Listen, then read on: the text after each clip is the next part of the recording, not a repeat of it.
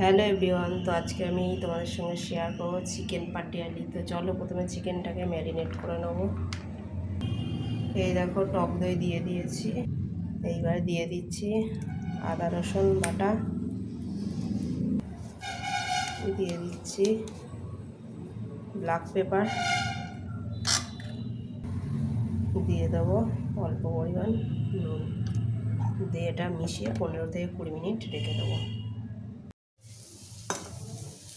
কড়া গরম হয়ে গেছে, দিয়ে দেবো পরিমাণ মতো সাদা তেল, দিয়ে দিচ্ছি গোটা গরম মশলা ফোড়নে, পেঁয়াজ আর লঙ্কা কুচিয়ে রেখেছি। এবার এটাকে দিয়ে দেবো।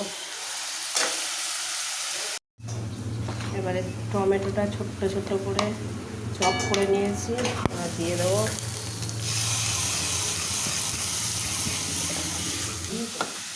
আর এখানে ভিজিয়ে রেখেছি কাসুরি মেথি, এবারে এটা দিয়ে দেবো।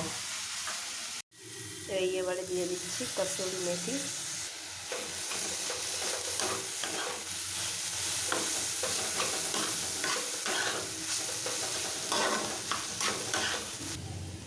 এবারে ম্যারিনেট করা চিকেনটা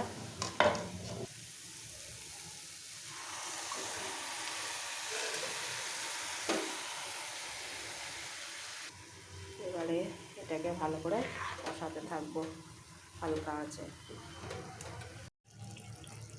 এবারে চলে যাচ্ছে পরিমাণ মতো জিরে গুঁড়ো, আর দিয়ে দেবো ধনে গুঁড়ো। এখানে বসিয়ে দিয়েছি আলাদা একটা কড়া, দিয়ে দিচ্ছি ঘি, আর এখানে পেঁয়াজ আর ক্যাপসিকাম ছোট ছোট করে কেটে নিয়েছি। এদিকে দিয়ে দিলাম ঘিয়ের ওপরে মৌরি, দিয়ে দিয়েছি শুকনো লঙ্কা,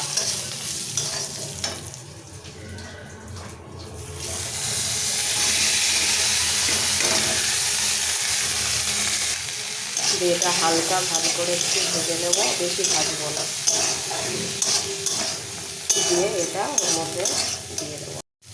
এটা হালকা ভাজা হয়ে গেছে, এবারে চলে যাবে এর মধ্যে।